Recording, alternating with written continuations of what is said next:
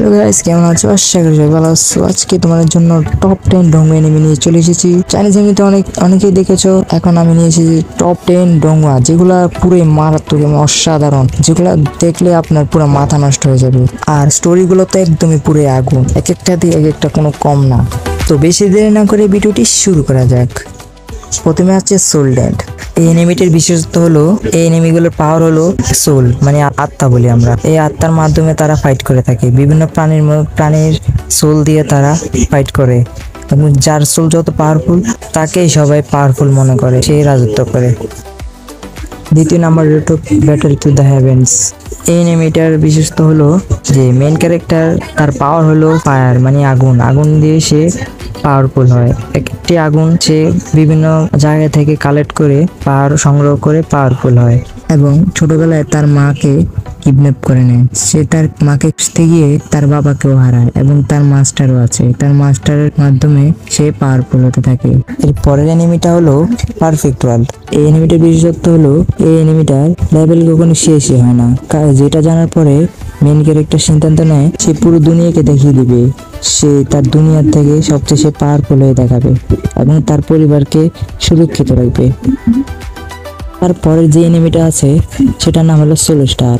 এই এনিমিটার বিশেষত্ব হলো, মেন ক্যারেক্টার যার নাম লু ফ্যাং, মনস্টার হার্ট থেকে বাঁচাতে, তার শহর ও তার পরিবারকে বাঁচাতে সে একজন যোদ্ধা হবে এবং সাইফাই ও মার্শাল আর্টে ভরা এই এনিমি। আমি সাজেস্ট করবো সবাই এই এনিমিটা দেখবেন। তারপরে যে এনিমিটা সেটার নাম হলো স্টেলার ট্রান্সফরমেশন। এই এনিমিটার মেন ক্যারেক্টারকে সবাই একজন লুজার ভাবত। তার পাওয়ারফুল কোর না থাকায় সে বডি কালেকশন করে একজন যোদ্ধা হবে কিভাবে ভয়ঙ্কর ও বিশুদ্ধ জার্নির মাধ্যমে সে দেখিয়ে দিবে সেও কাল্টিভেট করতে পারে এবং সে সবচেয়ে পাওয়ারফুল হয়ে দেখাবে। তারপরে এনিমিটার নাম হলো রেনিগেট ইমর্টাল।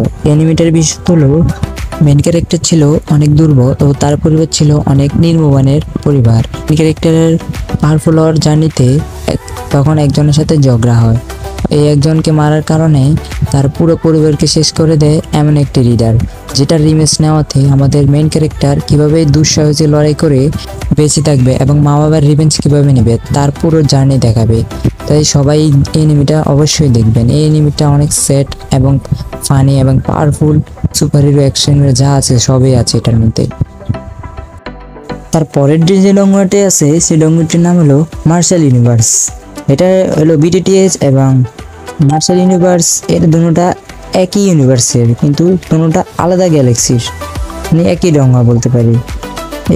এই ডোঙ্গার মেন ক্যারেক্টার তার বডি কাল্টিভেটের মাধ্যমে সে পাওয়ারফুল হতে থাকে। তার ক্ল্যান অনেক ছোট হওয়ার কারণে তার ক্ল্যানকে অত গুরুত্ব দিত না, তবুও সে ছোট ক্ল্যান থেকে অনেক পাওয়ারফুল হতে থাকে। সেটা দেখে সবাই খুব অবাক হয়ে যায়। এই জার্নি নিয়ে শুরু হয় আমাদের মার্শাল ইউনিভার্স।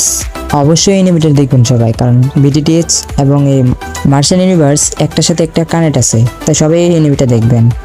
তারপর এনিমিটার নাম হলো গ্রেট রুলার। এই এনিমিটা হলো 3-4টা এনিমির সাথে কানেক্টেড অ্যান্ড একই ইউনিভার্সে।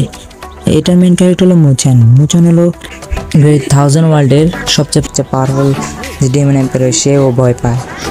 এই পাওয়ার নিয়ে সে কীভাবে তার জার্নিকে কন্ট্রোল করবে, রোমান্টিক ও অ্যাকশন বরং এই এনিমিটা সবাই দেখবেন। আজকের মতো ভিডিওটি এখানে শেষ করলাম, দেখা হবে নতুন কোনো ভিডিওতে। তো সবাইকে আল্লাহ হাফেজ।